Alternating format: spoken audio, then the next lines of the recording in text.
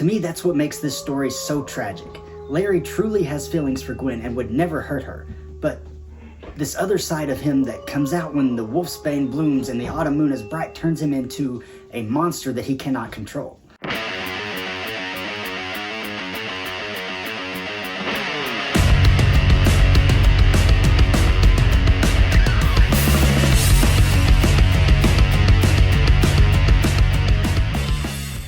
Welcome back to WWH. My name is Andrew Dreamer. It is Universal Monster Month, so that means that we will continue along with this review series.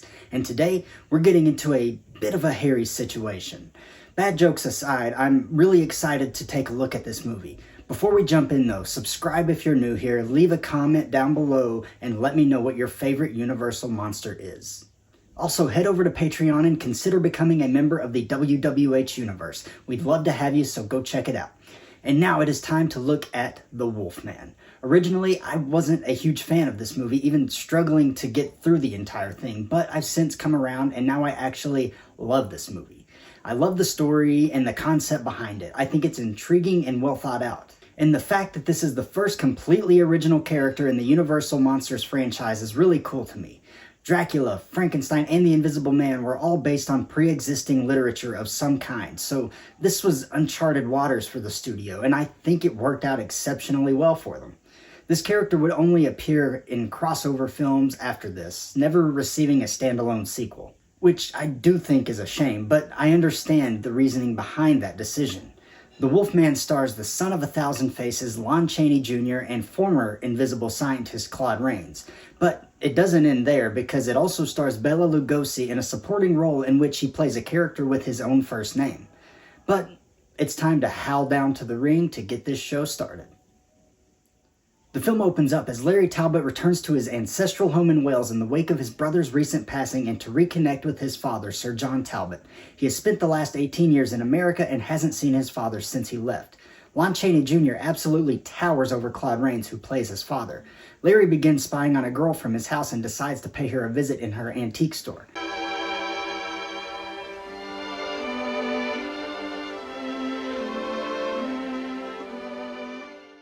Larry basically falls in love with this girl named Gwen immediately and even buys a walking stick adorned with a silver wolf's head as an excuse just to talk to her.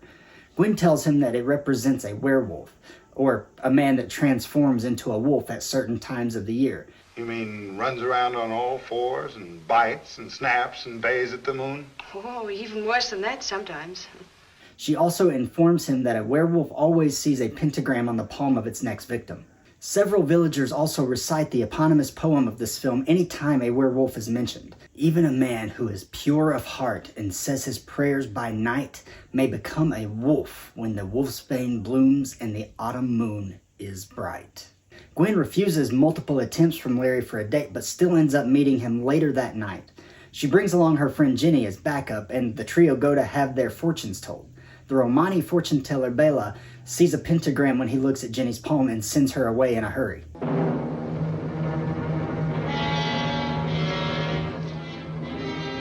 What's the matter? Larry and Gwen take a walk while they wait for their turn, but Gwen tells him that she is engaged to be married, but their conversation is cut short by Jenny's screams. Larry attempts to rescue her from the attacking wolf, killing it with his new walking stick, but he doesn't come out of it unscathed, getting bit in the chest in the process.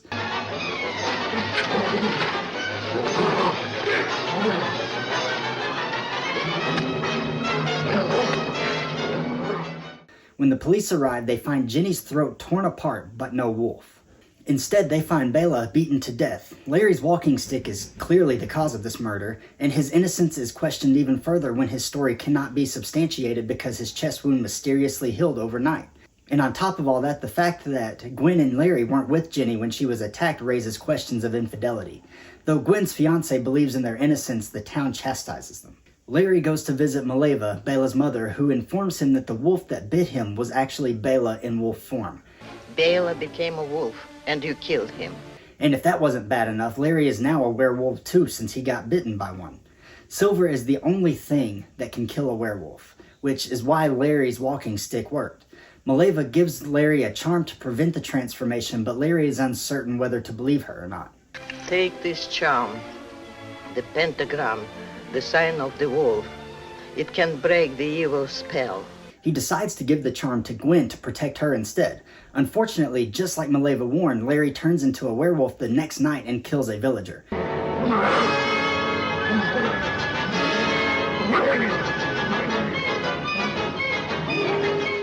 He returns to normal the next morning, but with no memory of the previous night. The police believe the attack to be the work of a wolf, so they start setting traps and send out hunting parties to kill the animal. Larry transforms again the next night, but this time is caught in one of the traps. Mileva shows up and uses a spell to temporarily change him back to his human form long enough for him to free himself before he is found. Hurry, the dogs, they are hunting you.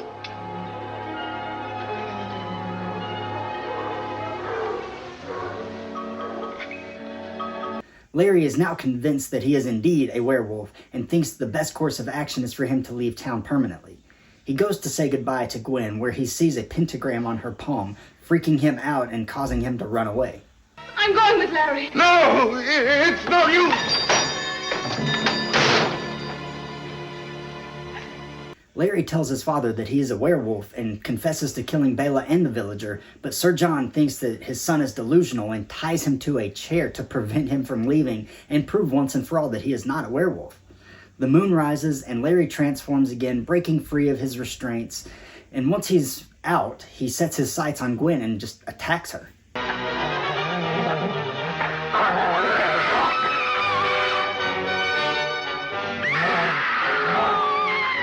To me, that's what makes this story so tragic. Larry truly has feelings for Gwen and would never hurt her, but this other side of him that comes out when the wolfsbane blooms and the autumn moon is bright turns him into a monster that he cannot control.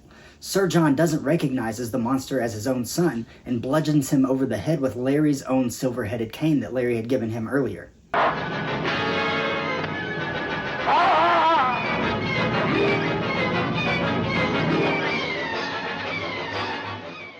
Mileva arrives and once again uses the spell on Larry. Sir John and Gwen watch in absolute horror and shock as the dead werewolf transforms back into Larry's human corpse.